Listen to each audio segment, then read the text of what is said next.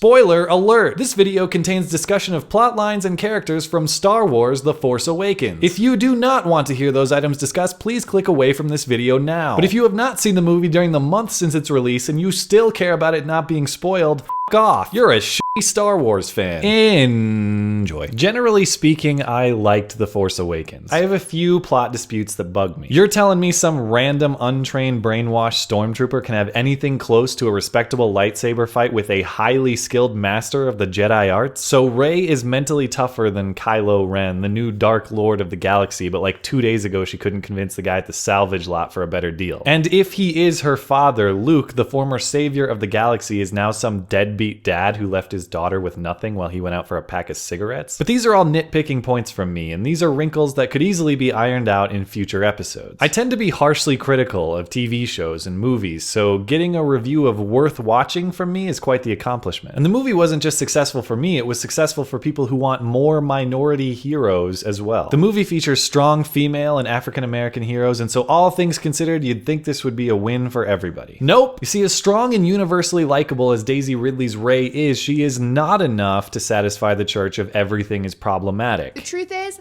literally everyone and everything is problematic. Yes, paradoxically, a movie with a strong, central, and celebrated heroine is, believe it or not, sexist. More accurately and more precisely, the toys for the movie are sexist. So let's examine the facts and the timeline of the latest social justice hashtag, Where's Rey? In the months leading up to the release of the movie, toys began to hit the shelves from Hasbro, the company with the exclusive license for Star Wars toys. As coverage of this controversy reports, people began to notice that some of Hasbro's official Star Wars merchandise didn't include Rey, notably the Force Awakens Monopoly game and Target's box set of action figures. And as the story notes, if you've seen The Force Awakens, you know that Rey is its most obvious main character. So Rey is a glaring omission from these toys. Surely there's got to be a reasonable explanation for her absence. Hasbro released a statement explaining that Rey was absent from these toys specifically because these toys were released prior to the release of the movie, and the company didn't want any plot spoilers out in the open. But alternatively, as this writer contends, Rey's exclusion from the toy sets reeks suspiciously of sexism. So behind the movie with probably the best and most loved female character in recent memory, and maybe ever, there's a secret sexist conspiracy thriving. They'll never find our secret sexist plot if we hide it in the last place they'll look. Behind an empowered woman setting records for revenue. Fine, let's examine the argument. To me, the claim that Rey's exclusion from these toys is a deliberate sexist move is absurd for two primary reasons. For one, all the available evidence supports Hasbro's stated reasoning and shows Rey's presence consistently across the board in all their other products. And second, the idea that this is a deliberate sexist move rests on one very silly premise, but we'll discuss that in a minute. To the first point, let's revisit the facts. We've got Rey absent from two major Star Wars toys, the Monopoly game and the Target box set. Hasbro offers the following explanation. The Monopoly game was released in September, months before the movie's release, and Rey was not included to avoid revealing a key plotline that she takes on Kylo Ren and joins the Rebel Alliance. Rey is featured in other toys, X, Y, and Z, and additional products featuring Rey are hitting store shelves this month. Fair enough, like the Monopoly game, the Target box set of action figures was also on store shelves months before the release of the movie. Given director J.J. Abrams' outspoken detest for movie spoilers and Rey's status as the central mysterious character in this film, keeping Rey on the DL prior to the release of the movie makes sense to me. And indeed, since the release of the movie, Where's Rey is the rallying cry of the blind. Where's Rey? On Hasbro's homepage. Where's Rey? On Hasbro's Star Wars page. Where's Rey? Listed first in Hasbro's featured products.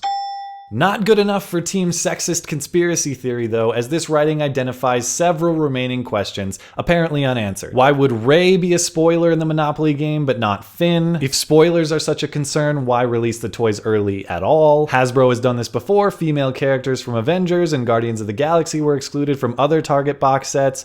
So what explains this trend? Fair enough, but let's keep in mind what caused this controversy in the first place. Demand for products featuring Rey's character. Demand for Rey toys. Demand so loud the company needed to respond. Demand that translates directly to money on the table. All of these conspiracy theories that Hasbro is deliberately sexist rest on one central premise: that Hasbro hates women more than it likes money. If you believe that Rey's exclusion from 2 outlier toys is a deliberate sexist move, then you believe this conversation occurred in the Hasbro executive boardroom. Gentlemen, we've got a very serious problem. We've received several tweets demanding more Rey toys. Well, hey, that sounds awesome, boss. I'll get them built, we'll get them shipped right out the door. What a cash cow. No.